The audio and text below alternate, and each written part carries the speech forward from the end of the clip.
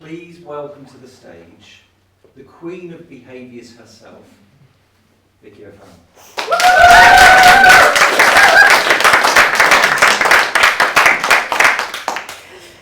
Thanks for that, Rob. And hello, PSA South East. How exciting it is to see actually so many faces in the room. Brilliant. So this is going to be an interactive session, which is going to be a challenge for me. Please make sure when I ask you to move that you don't step over, tread on, or kick over your glass of water. But it's 30-minute, like a mini masterclass. You're going to come away understanding what is your strongest personality style, and also some tips and tricks on how you can read other people. Why should we care? Should we care? Well, absolutely, because we spend our whole life interacting with other people, don't we? And we go on autopilot, just kind of naturally assuming that everybody wants to talk that way. Isn't that what the saying is? Treat others how you wish to be treated. Not so much in my world. I would like to say treat others how they wish to be treated, because that way, when we adapt ourselves, we get the best out of a situation. Okay? Now, first of all, that needs to start by looking in the mirror, because how can I adapt myself to best speak with you, Rob, if I have absolutely no idea what my own style is? Yeah? So you need to understand yourself first by looking in the mirror. And once you look in the mirror and understand your own style, you can then recognise other people, because that's what this is about. It's about recognising and then understanding styles, and then also respecting our differences. Because it's a bit like our DNA. We're all different, aren't we? Yeah? And that's the same with our personalities. We find that we migrate to people who are very similar to us. You know, you tend to find that your friends and the people that you socialise with are very similar to you. But have you ever given, at some point in your life, instruction to someone and they've done something completely different? Yeah? And do you ever look and you think, did I give that instruction in a foreign language? No. But I gave it how I wanted to receive it, not how they wanted to receive it. So those three things. It's about recognising, understanding and respecting our differences. So like I say, I'm going to take us on a real interactive session, because I want you to understand your strongest style. Because whilst I say as speakers, yes, when you give a keynote, when you're standing on stage and speaking to everybody, I'm kind of doing it so that everybody gets to see it, and we know our stagecraft of making eye contact and pause and moving where we need to. But actually, if you're delivering a masterclass or a workshop, or even if you're just doing one-to-one coaching, yeah, wouldn't it be great if you could understand what that person's style is, so that you can adapt yourself to create better relationships? Yeah? A little bit of history. So I use a system that I'm probably, for all of you that follow me on social media, know what that system is. But it strips away all of these things that impact on how we behave. And there's many of those profiling assessment tools out there. I tend to steer away from the word test, because that would suggest there is a right or wrong, and there isn't when it comes to personalities, so good or bad. But it takes away all of those other things. So, you know, if someone says, oh, you like your mum, you like your dad, you like your great aunt Beryl, or your big uncle John. No, we take that away, even role models, life's experiences, and even a bit of EI. Strip that back to our basic wiring, which is what most of the profiling tools do. And I specialise in a system called DISC. Great slides, Dave. But actually, we could go really far back in history, and there's been these kind of profiling tools around a long time ago. Back to Empedocles, talked about the four elements, earth, air, fire and water. We've all heard of that, haven't we? And that was back in 444 BC.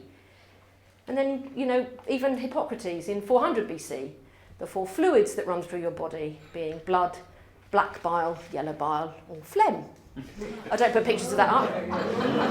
To be quite frank though, the last 3 years I think my four fluids have been gin, tonic, whiskey and wine. They probably will be forever and a day. But that's what it is. Even back then they talked about it, and then you bring it into the modern day. And a gentleman called Carl Jung, he coined the phrase, and it was all about the psychological and the physiological, the thinking, the feeling, the intuition about it. And he coined the phrase introvert and extrovert, which is why I generally don't use those terms, because it's associated with this gentleman. But only a few years later, Another gentleman came along the scene, of Dr. William Morton Marston, published his studies of normal people. And everyone thought it was a little bit strange. Why would you study normal people? Cannot be selling them lotions, potions, or half an hour in a therapy bed. But that is what he did. He and his wife are also accredited with the polygraph, or the lie detector, as we'd call it now. And I found out when I was doing my training, he invented Wonder Woman. I know! I mean, how could I love the man more? You know, I loved Wonder Woman. I mean, you know, I'm of the era I grew up with Linda Carter as Wonder Woman. And I love her. Not for my love of Spanx, but who remembers, we all remember Wonder Woman, don't we? Yeah? Wonder Woman, lasso of truth. Yeah, lasso of truth. She'd put the lasso around a villain, and the villain couldn't help but tell the truth. Hence the polygraph, hence coming back to normal people. Because normal people don't know, we don't naturally lie. Yeah? So that is where Dr. William Morton Marston came from. And I want you to understand what your strongest style was. So, like I say, I don't use the term introvert and extrovert. I use the term outgoing and reserved. So if I said to you, if we were having a coffee out there or a drink in the bar, gin, tonic, whiskey or wine, by the way. Actually, no, because I'm driving. If I said to you, would you say that more times or not, would you say that you were outgoing or reserved? Now, I'm sure there's some of you in the room that go, depends, because depend on who you're with and where you are. Yeah, your environment will impact how you behave. But just as a show of hands for me now, if you said that you were outgoing, there's always one, isn't there? I know, but for the sake of this exercise, I would love you to just choose one. Would you say, okay, let's do that again. So outgoing? Okay. And those who are reserved? Yeah. Okay. You can even see, can you not, by the body language, because it's like that. The really outgoing ones, yes, I'm outgoing, hands up through the roof. Julie, you nearly took the light out. And the more reserved people, you know, don't need to make a song and dance about it. She just asked a question. That was all it was. And yes, I get it. There'll always be, but for this exercise that I'm going to do, you've just got to choose one or other. So I'd like to say, for all of you who said that you were outgoing, without tripping over and standing on things, I'd like you to come to the front of the room here. And for those that said that they were reserved, without knocking Abe the cameraman over, please go to the back of the room. And I get it, you'll be like, oh, I want to be in both. But for this, just this exercise, outgoing at the front, reserved at the rear. Okay, so have we all moved? Outgoing at this end and reserved at this end. Marvellous. Like, as Anthony said there, the reserved people all patiently go, come on, after you. Okay, excellent. Now, considering we are a room full of speakers, some delivering of some sort, would you not have naturally assumed, well, I thought all speakers were outgoing? Yeah, it's not the case, actually, and I've found that out quite quickly when I joined the PSA. So I'm now going to ask you another question. Yeah, would you say that you were people-focused or task-focused? And what I mean by that is, do you get to the end of the day and think about all of the people interactions that you've had, or the tasks? So people would be the phone calls, the Zoom meetings, the face-to-face meetings, a random conversation with somebody in a supermarket queue. Yeah, that would be people. Or do you get to the end of the day and think about all the tasks you've completed? The things you've ticked off your list, the email sent, the proposal sent, the chapter in a book you've read, the chapter in a book that you've written. So for reserved people, stay there, and for the outgoing people, stay here. If you're people-focused, that side of the room, and if you're task-focused, come to this side of the room. Marvellous. So here we have, and I've made you all walk around and get into your own human disc form, okay? So I'm going to start, and I'm just going to come and give some descriptions on exactly who we are. This is a scary business. It could be fun. Okay, so over here we've got outgoing and task, haven't we?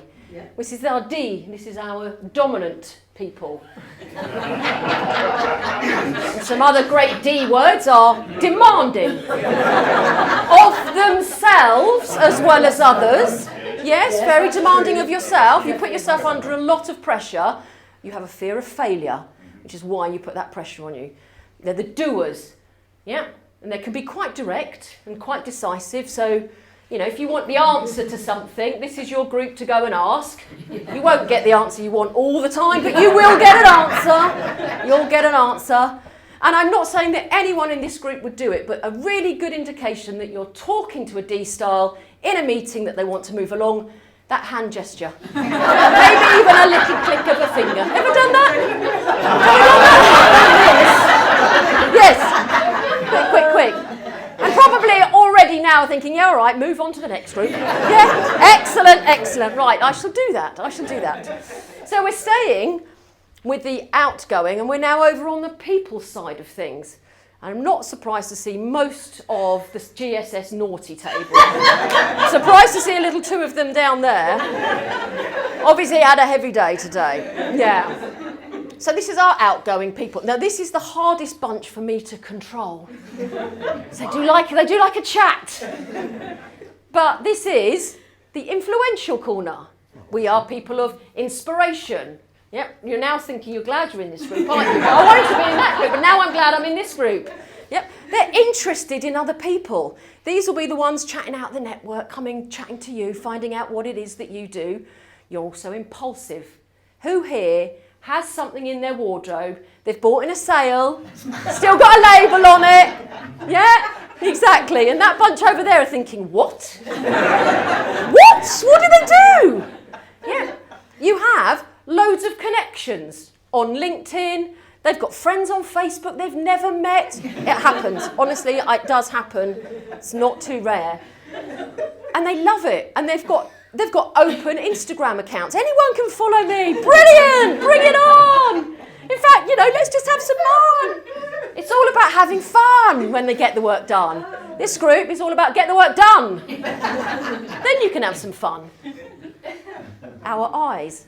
They're great storytellers as well, so you generally know when you've met them, because whatever you're talking about, they'll tell you a story about something that they've done that's connected to what you're talking about and take over the conversation.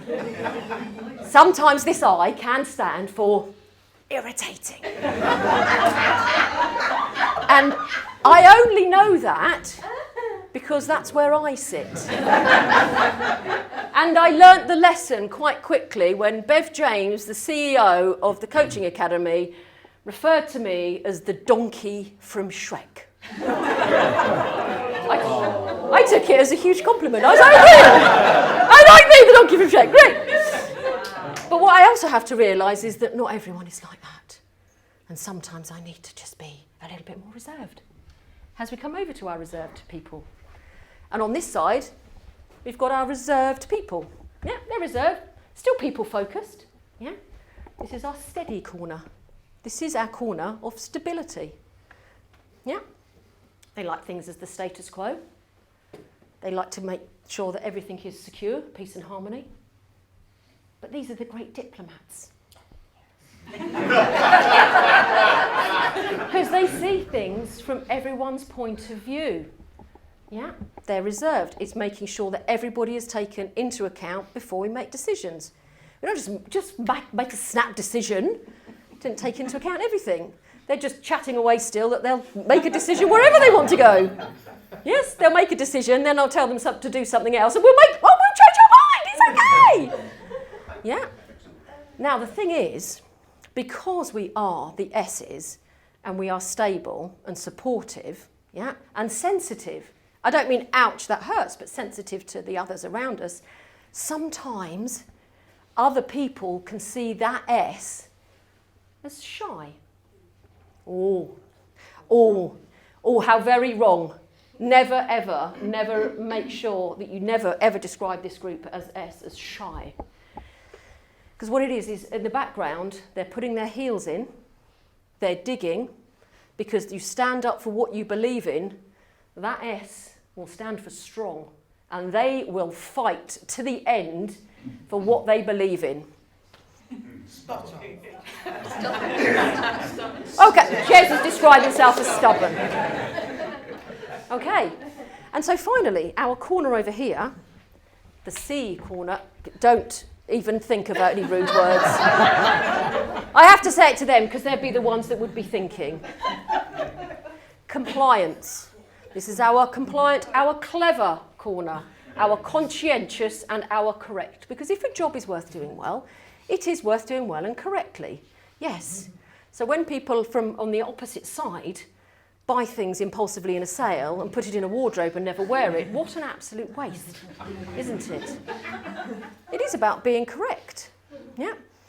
You have a fear of people judging you without any validation. Yeah. Because you do the job and you do it to the nth degree. Yeah. If there's 10 points, you will do those 10 points. Absolutely. So, the one thing while you're standing here, let's talk about communication. So this side of the room externally verbalises their thought process. Yeah, your thoughts come out. Only this side of the room internalises their thought process before they answer. So when you've got somebody who is outgoing and somebody who is reserved having a conversation, these people will ask the question and then look at you like for an answer. Huh? Where's this answer coming from? Yeah? What's happening is that you've asked them a question and they want to think about it, don't you? I want to internalise my thought process before I give you the answer. And these people will ask you a question and you just... How would you say that? Verbal, yes. You literally will just come out with it and they'll be like, oh, right, okay. Now the thing is, when there's a gap, so when you, over there on your outgoing side, have asked these lovely people on the reserved side a question, there will be what's called a pause. That's also known as silence. Now the thing is, these reserved people are happy with a bit of silence. Unfortunately, you will try and fill it by reframing and rephrasing that question and answering it straight away again, to which these people are thinking, I haven't even answered it. So, a little top tip here. If you know that you're with someone who's outgoing and you are reserved, and they ask a question, just say the little words of like, let me think about that.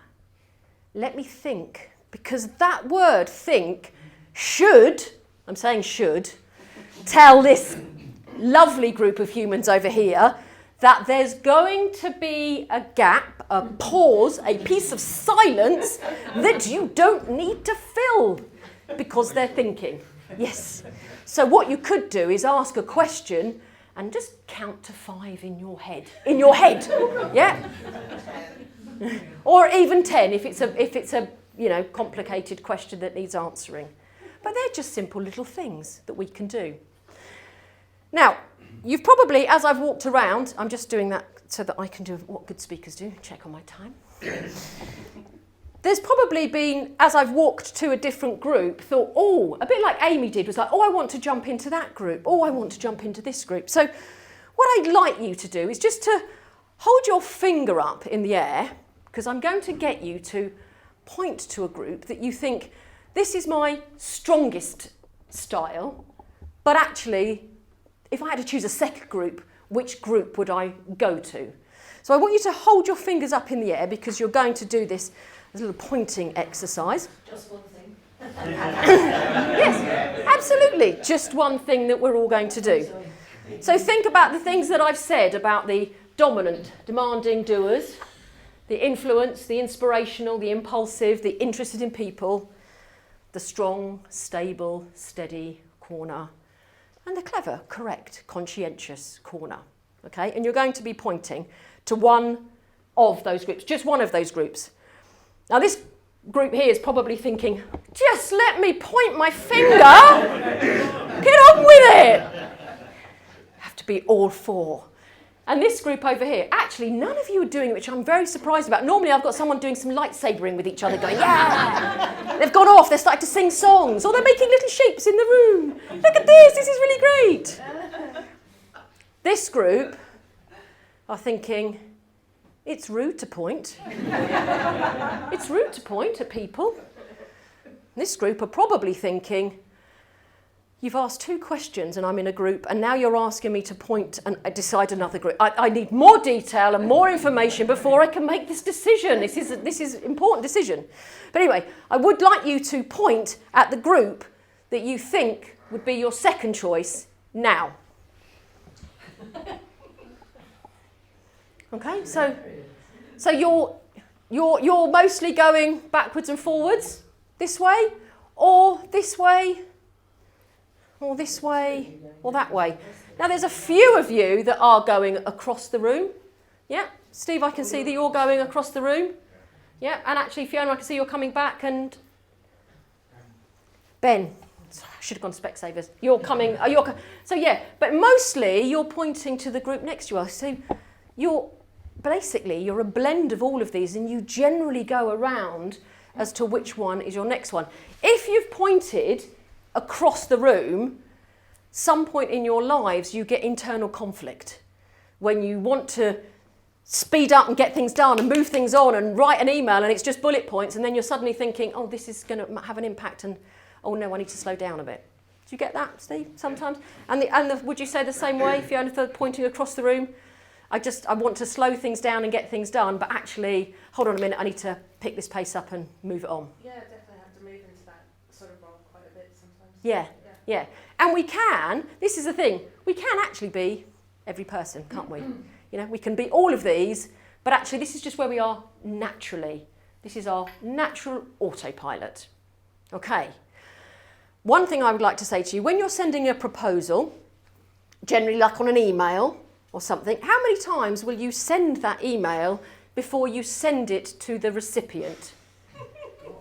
10? 10 times? Okay. Yeah. No, but the fact that gentleman said 10 times, I could already hear gushes over here going, 10? You're thinking 10? Really? How many times would you read an email? Read it, send it. Yeah, no, send it. Read it. Read it before you send it. Yeah. 10 times? No, I send it when I think the correct on and then send it again when it's out of time. Okay. So yeah, exactly. But what, can I just say one thing? If when we are selling, if we are having a conversation and we are sending a proposal, and I'm specifically coming to this section because they have been known as what I would refer to as tippity-tap-tip send. As the send goes, there's a typo. Don't worry about it. It's only a little typo. Stuck an emoji in it as well for good measure. Great when you're sending it to each other. But if your proposal has gone to a finance director that could possibly have more C-style in them, and your covering email has got that mistake in, you've lost the gig, full stop, before they've even opened the proposal. So think before we do that, yes? Is that not correct? Yes, absolutely. There you go. Does that apply for sending from personal emails?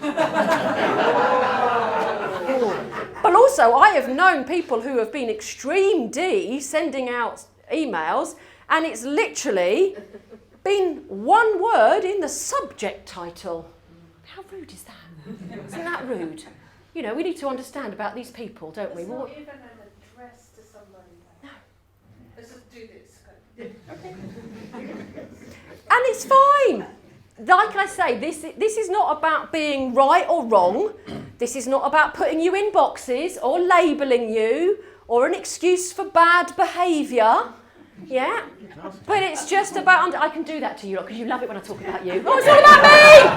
Brilliant, it's about me! But this is about understanding, respecting and recognising our differences. So let you take a seat back down again now. I am one of you. I am the donkey from Shrek.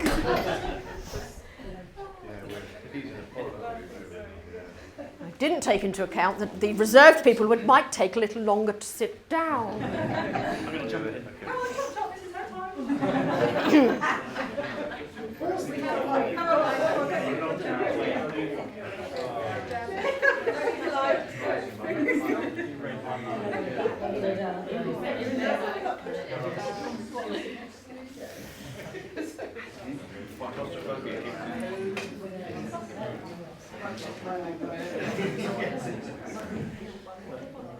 The thing was, when I first came here and we was told it was the conservatory, I had thought it was a different room. There is a nice large room with glass windows in there. So when I first came up and thought that I'd be able to do that, it'd be great. But I walked in there early and realised it wasn't a PSA meeting, it was in fact a wake. I thought sure, it was a little loud, so I removed myself quite quickly. Okay, so just very quickly for you, and I'm happy if you want to take pictures of this, you're more than welcome to do so. When you look at the profiling, and like I say, any of the tools, you look at the different areas. The D, with a blend of all of these, and depend on where it sits on your profile, above or below the line, will tell me how you deal with problems and challenges. Do you pick them up, chew them out, spit them on and move up, or do you go, problem and challenge over there, I'll leave it over there and deal with it when I need to. Your I is all about your people and contacts. The higher above the line your I is, the more connections that you've got on LinkedIn, Facebook, Instagram, it's all about me. The below the line, I just need my circle. I really don't need any extra people in my life. The S, steadiness, it's about pace and consistency. It's about taking everyone else's viewpoints into consideration. And your C, compliance, it's about rules and regulations. And the higher above the line, the more important they are. The lower below the line, merely a suggestion. So here is the overview of the DISC model. Again, you're more than welcome to take a picture of it, or I actually happily share that one. There's some great words and just describing it. So when I came across this, when I was doing my coaching qualification, it stuck with me for its simplicity. And that is what I love about it. And this is why I always use the DISC system. But some of these things, some of these great traits that we've got can be blind spots, overused. D stars being too D, being too direct and demanding, can be seen as pushy, rude or aggressive. I's being too inspirational, full of people and everything else, can be seen as irritating and a little unprofessional. S's being over there, being too steady and stable and spirit, can be seen as shy. We know that's not correct, it's strong. And the C's, being too cautious and critical, can be perhaps a bit of paralysis of analysis.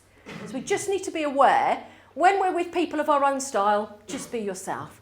But when you're with people who are different, adapt your style to get the best out of that situation. And actually, if anybody wants to have a full profile report, and even 30-minute session, I'll gift that to you, come and find me, I'll happily do that, because I believe so much in the value of understanding your own style so that you can get the best out of people, because it's not about changing who you are, it's not about me being you and you being me. The best journey you'll ever make is to meet somebody halfway. I've been Vicky O'Farrell, thank you for listening.